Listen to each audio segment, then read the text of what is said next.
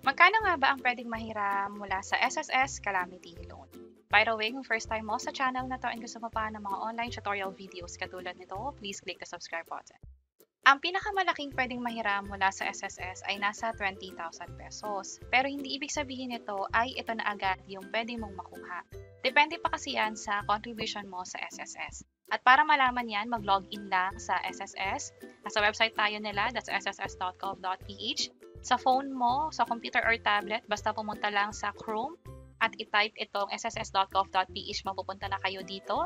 I-click lang yung member at i-provide na yung user ID at password. Dahil mas malaki yung view sa computer, proceed tayo dito. Pero kahit anong device ang gamit nyo, mapa cellphone man yan, tablet, computer, pareho lang yung magiging itsura at yung requirements sa pag-apply ng Calamity Loan. I-close lang natin to at dumiretso na kaagad dito sa Loans, Apply for Calamity Loan.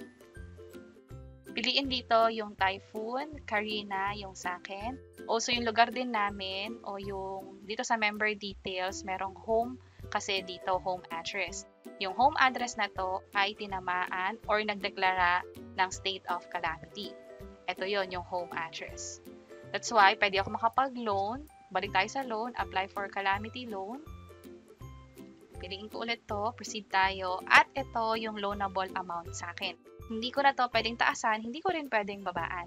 At itong pera na to, kapag na-approve na ng SSS, ay ide-deposit na nila o ide-transfer na nila sa bank account ko, which is yung Union Bank. Kapag nag-proceed na ako, click ko lang to. Oops, piliin ko ulit yung Typhoon.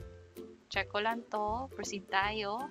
At ito na yung babayaran ko monthly. Yung 16,000 pesos, ang makukuha ko talaga dyan ay 15,850 kasi meron tinatawag na service fee. Pero dito, zero siya. Pero ang naging charges talaga ay yung advance interest na 149 pesos. Kapag nag-scroll down ako, mag-agree lang ako dito. Click ko yung proceed. At i-review lang to. Kapag nag-submit na tayo, automatically, mapupunta na to sa SSS for review and approval nila. So, yun yung pwedeng ma-loan nyo sa SSS. Again, ang maximum ay nasa 20,000 pesos. Pwede nyo nang i-double check.